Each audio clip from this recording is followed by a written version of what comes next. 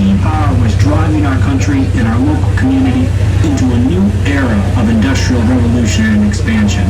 Construction began back in 1974 by Captain James Webster, who had a dream of constructing an authentic stern-wheeler steamboat. After 2 years of construction, she was commissioned in 1976 as part of our area's celebration of our nation's bicentennial. The Belle is a total of 98 feet long and is 22 feet wide, and she weighs in at a trim 70 tons.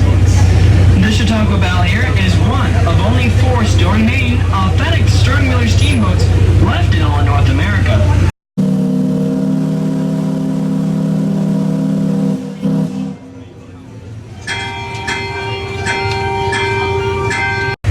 Years of business were slow for the steamers, and failure was common.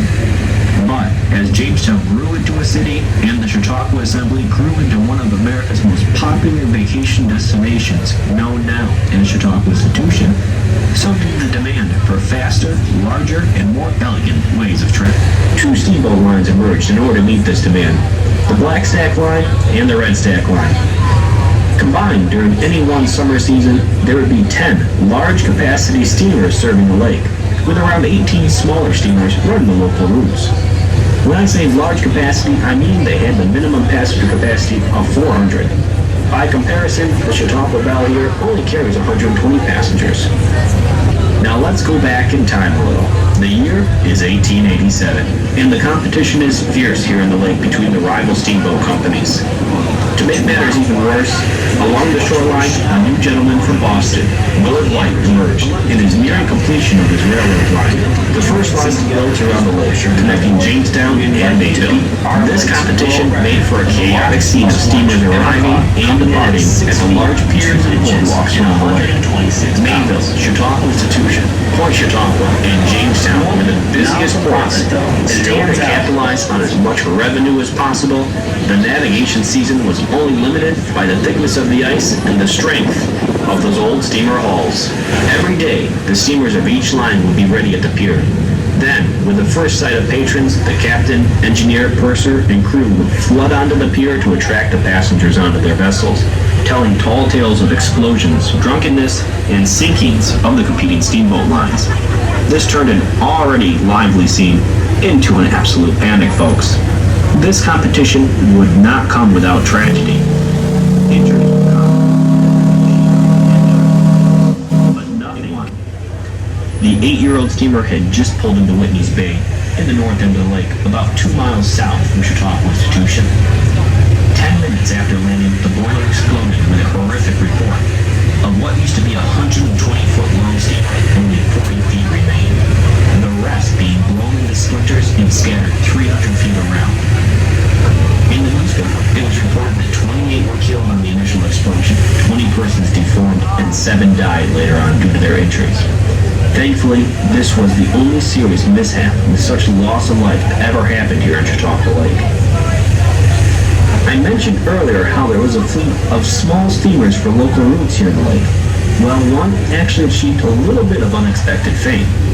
President Ulysses S. Grant was scheduled to visit Chautauqua Institution back on August 14th of 1875, and every captain of the large steamers put in the claim that they had the best, fastest, and most elegant ship for the trip.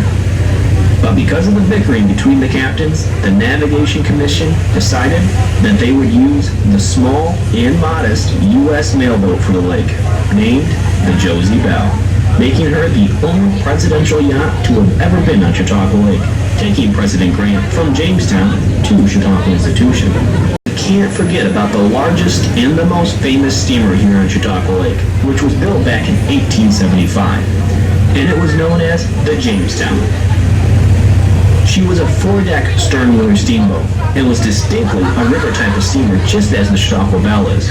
However, the Jamestown would have dwarfed the Chautauqua Belle, as the mighty Jamestown had the passenger capacity of 3,000.